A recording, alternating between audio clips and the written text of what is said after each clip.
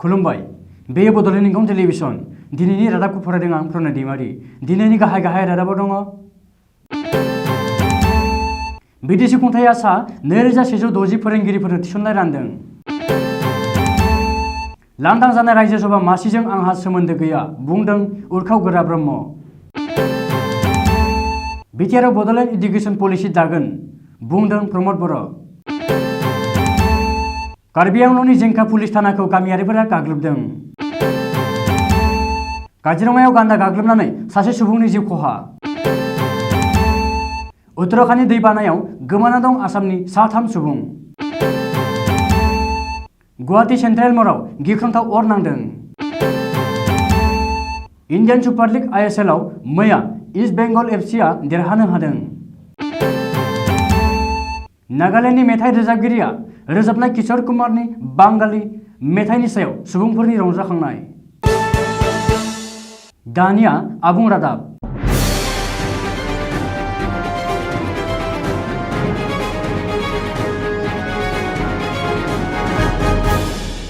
BTR हालामनि 2160 सा फोरोंगिरिफोरनो दिनै बिटिसि खुंथाया थिसनथाइ होबाय।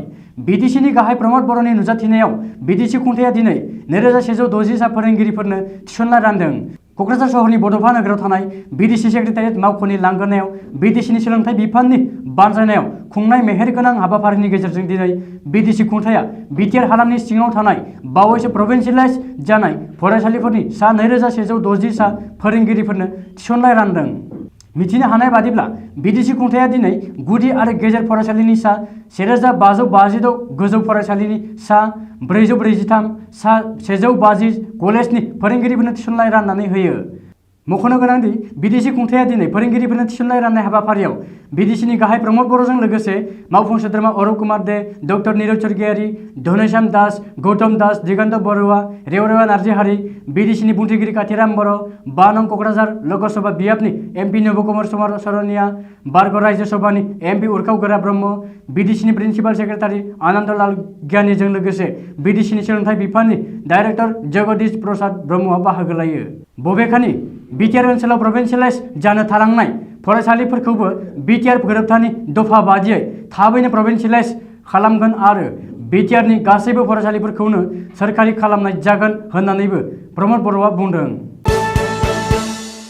आसामाव रायजो सभानि मासि लांदां जायोब्लाबो आंनि मुङा फैयो, नाथाय बे समाव आसामाव रायजो सभानि मोनसे मासि लांदां जानायजों आंहा जेबो सोमोन्दो गैया। बिटिसिनि खुंथाया दिनै फोरोंगिरिफोरनो थिसननाय राननाय हाबाफारियाव बाहागो लानानै खौरांगिरिनि सिगाङाव बे बाथ्राखौ बुंदों बारग' रायजो सभानि सोद्रोमा उरखाव गोरा ब्रह्मआ। मख'नो गोनांदि BPFनि बारग' दैदेनगिरि बिश्वजित दैमारिया गावनि रायजो सभानि मासिखौ नागारनानै BJPआव हाबहैनायनि उननिफ्रायनो लांदां जानानै थानाय मोनसे मासिनि थाखाय बिसायख'थि आय'गआ बिसायख'थिनि खालार फोसावनायनि उनावनो बे मासिजों लोगोसे उरखाव गोरा ब्रह्मनि मुङा सरजाबफादों। BPFजों गोरोबथा थानाय समाव रायजो सभानि मोनसे मासिखौ BPFनो हगारनानै होनाय बादिनो बे मोनसे मासिखौबो BPFआ UPPL दोलोनो हगारनो हागौ आरो BJPआ हगारोब्ला UPPL दोलोनिफ्राय उरखाव गोरा ब्रह्मआनो बेनि बिजाथि जानो हागौ होननानै खौरां बिजों आरो ससियेल मिडियायाव सावरायनायखौ नुनो मोननाय जादोंमोन। नाथाय लांदां जानाय रायजो सभानि मासिजों लोगोसे गावहा जेबो सोमोन्दो गैया होननानै दिनै UG ब्रह्मआ खौरांगिरिनि सिगाङाव रोखा खेंफोरथि होयो। बिटिआर ओनसोलाव सोलोंथाइ बिथिंखौ जौगाखां होनायनि थाखाय बिटिसिनि खुंथाया गोदान पलिसि लागोन। बिटिसिनि दरब्रै जिल्ला फारियै क'क्राझार, चिरां, बाक्सा आरो उदालगुरि जिल्लायाव सोलोंथाइनि बिथिंखौ जौगाखां होनो थाखाय बिटिसि खुंथाया एडुकेसन पलिसि लागोन होननानै बिटिसिनि गाहाय प्रमद बर'आ बुंदों। मख'नो गोनांदि बिटिसिनि सेक्रेटारियेट मावख'आव दिनै बिटिआर ओनसोलनि 2160 सा फोरोंगिरिफोरनो बिटिसि सोरखारा थिसननाय होनायनि उनाव प्रमद बर'आ खौरांगिरिनि मोगा-मोगियाव बे गोदान एडुकेसन पलिसिनि बागै बुंदों। बबेखानि बे समाव प्रभिन्सियेलाइज जानो थालांनाय बिटिआर हालामनि गासैबो फरायसालिफोरखौ बिटिआर गोरोबथानि दफा बादियै प्रभिन्सियेलाइज खालामनाय जागोन होननानैबो बिटिसिनि गाहाय प्रमद बर'आ खौरांगिरिनि सिगाङाव बुंदों। सोनाब कार्बि आंलं जिल्लानि जेंखा पुलिस आउटपस्टखौ ओनसोलारि रायजोफोरा गाग्लोबदों। कार्बि आंलं जिल्लानि जेंखा पुलिस आउटपस्टआव ओनसोलारिफोरा गिख्रंथावै गाग्लोबदों। थांनाय हराव जादों पुलिस आउटपस्ट गाग्लोबनाय बे जाथाया। बे गाग्लोबनाय जाथायाव गोबांसा पुलिस जवानफोरजों लोगोसे सासे दुथाङा गाज्रियै जखम जायो। जाथायनि बागै सुलुङाव मिथिनो हानाय बादिब्ला मैया रबिबारखालि गामियारि रैखाथि फायखि एबा बिडिपिनि 72थि गायसंनाय सान फालिनायनि हारिमु हाबाफारियाव उदखार खालामनाय सासे लाइमोनखौ पुलिसआ हमनायनि उनावनो पुलिस आउटपस्ट गाग्लोबनाय जाथाया जादों। बबेखानि पुलिसजों हमजानाय लाइमोनखौ दिहुनना लाबोफिननो गामिनि रायजोफोरा जेंका पुलिस आउटपस्टआव थांनानै गाग्लोबहैयो। मख'नो गोनांदि खुद्रिनाय रायजोफोरा पुलिस आउटपस्टआव गाग्लोबनानै थेर-बेथेर खालामनायजों लोगोसे AS 307734 गंसे गारिखौ बुख्रेबलाङो। ओरैहाय बे जाथायजों लोब्बा थानाय सानै सुबुंखौ पुलिसआ हमबाय होननानैबो मिथिनो हादों। काजिरङा हायुङारि हाग्रामानि गान्दाया दिनै आरोबाव सासे सुबुंनि जिउ लादों। काजिरङायाव दिनै खनसेबाव गान्दा गाग्लोबनायनि खौरां मोननो हादों। दिनै फुङाव काजिरङा ओनसोलनि गेलेकियाव काजिरङानि गान्दाया गाग्लोबदों। बे जाथायाव गेलेकि गसानिबर गामिनि बलराम अरां मुंनि सासे सुबुङा जिउ गोमायो होननानै मिथिनो मोननाय जादों। रिपर्टनि बादिब्ला बलराम अरांआ गावनि आबाद फोथाराव थांनाय समावनो काजिरङानि गान्दाया गाग्लोबो आरो बे जाथायाव बलरामआ गोब्राबै जखम जानानै जाथायसालियावनो जिउ गोमायो। मख'नो गोनांदि काजिरङा हायुङारि पार्कनि गान्दाया सुबुं थानाय ओनसोलाव हाबफैना गाग्लोबफैनाय जाथाया सोलिगासिनो दङ। बेनि साननैसो सिगाङावसो काजिरङायाव हाग्रा रैखाथि बिफाननि सासे जवाना गान्दानि गाग्लोबनायाव जिउ गोमादोंमोन।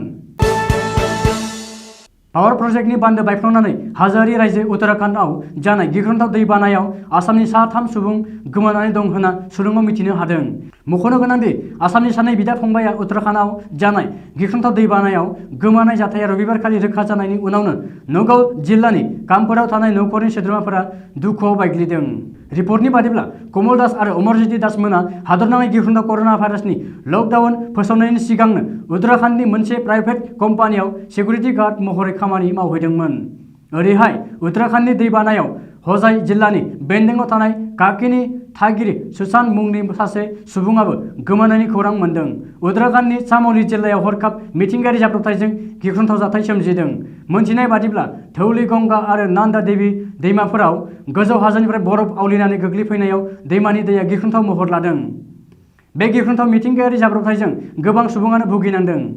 दैमानि दैजों गोबांथार सुबुंफोरा बुखारलांजादों।